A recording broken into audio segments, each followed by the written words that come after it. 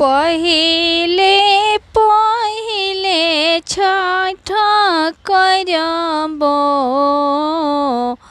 भूल चूक माफी करिह देत माल।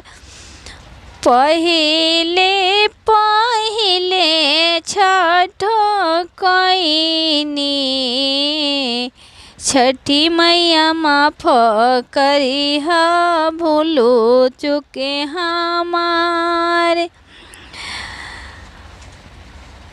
पटन सोहर बड़ी भारी ओ में नरियर हजार।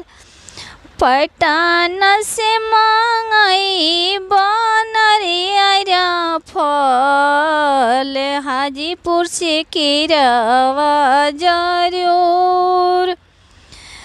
पटन से मंगई बसुथनी फलवा हाजीपुर से किलवा जरूर।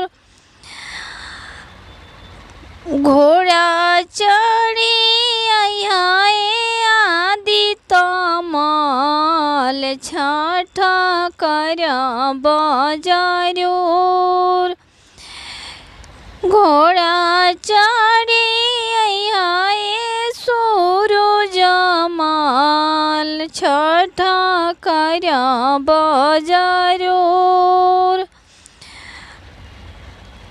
पटन से उखिया मंगईब छठ करब जरूर।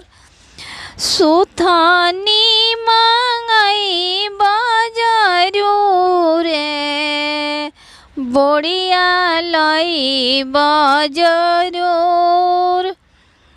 निमोन लियर फल मंगईब छठ करब जरूर।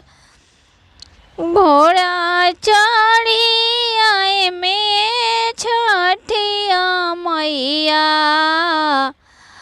छठ करब जरूर।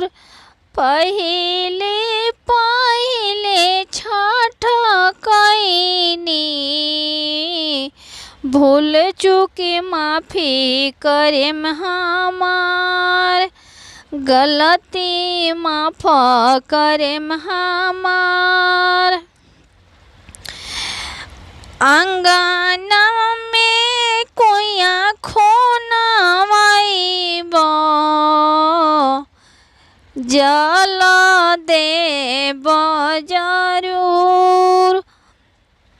चारू कोना खोनब पोखरिया